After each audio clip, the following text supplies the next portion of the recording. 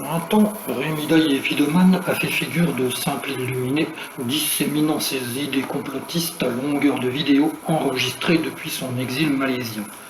Ce temps est révolu. Après avoir été mis en examen dans le cadre de l'enquête autour de l'enlèvement de la petite Mia et extradé de Malaisie en juin, il apparaît à présent que ce père de 7 enfants, âgé de 55 ans, est mis en examen depuis le 22 octobre dans une toute autre affaire. Selon une enquête conduite par la DGSI, une information révélée jeudi par Le Parisien et que BFM est en mesure de confirmer, il a activement préparé la prise de l'Élysée de plusieurs institutions républicaines. Invité sur le plateau ce jeudi matin, son avocat Jean-Christophe Basson-Larby a sèchement rejeté cette version des faits, évoquant même un complot contre son client. En lisant Le Parisien ce matin et en sachant pertinemment ce que contient cette note du 14 septembre dont Le Parisien prétend se faire l'écho, je commence à me demander jusqu'à quel point il existe un complot. Mais si complot il est contre Rémi Daillé, a lancé l'avocat sur BFM TV. Décrivant son client, l'avocat a brossé « C'est avant tout un écrivain, un romancier, quelque part un artiste, un idéologue.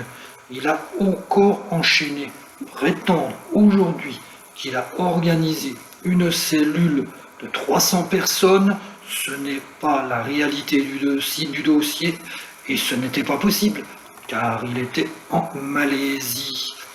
Il faut ici en revenir aux détails du projet attribué à Daillé par les services de renseignement et qui lui vaut aujourd'hui sa mise en examen.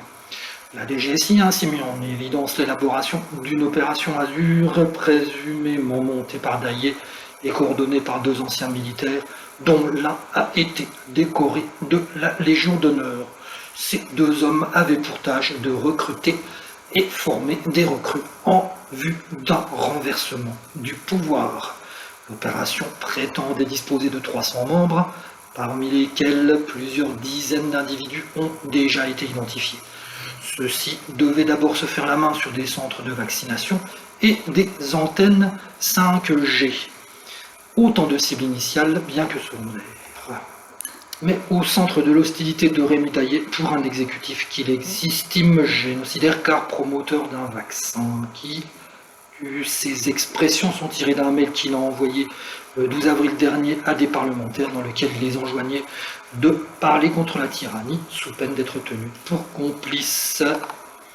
Rémi Daillé et les siens entendaient bien s'en prendre à l'ensemble des institutions républicaines d'après les travaux de la DGSI. Selon ceux-ci, les membres de l'opération Azur devaient ultimement monter à l'assaut de l'Élysée, mais aussi de l'Assemblée nationale, du Sénat et du ministère des Armées, ainsi que d'antennes de radio et de télé. Le projet de Rémi Daillé semble avoir suivi un schéma très abouti, s'organisant même en filière régionale. Certains des participants à la branche francilienne de ce mouvement clandestin ont d'ailleurs déjà été interpellés dans le cadre de l'affaire Mia. Je conteste ces projets qui sont des fantasmes et qu'on attribue à M. Daillé, a voulu évacuer l'avocat. La note ne parle absolument pas d'un quelconque projet Azur. Rémi Daillé a toujours prôné, à visage découvert, publiquement, un renversement pacifique, populaire et citoyen du système politique actuel. Il ne s'en est jamais caché. S'il admet le discours vindicatif de son client, il assure que le projet politique de celui-ci s'inscrivait dans une perspective lointaine qu'il aurait vu appliquer ses convictions anti-vaccin, anti-avortement, entre autres. Il part du principe que ces mesures seront mises en place une fois que le régime politique aura changé et que la Nouvelle-France, le parti que voulait fonder Rémi Daillé, serait au pouvoir. C'est un programme politique, rien d'autre. Que faire alors du mail expédié aux parlementaires et accablons en apparence? Envoyer ce type de courrier à des parlementaires soit considéré comme délirant, je le conçois tout à fait, a d'abord reconnu l'avocat, qui a toutefois ajouté que ce type de courrier soit le reflet, la preuve d'actions plus graves. Alors là, absolument pas, c'est un courrier qui s'inscrit dans l'état de droit, tout simplement. CQFD, selon lui,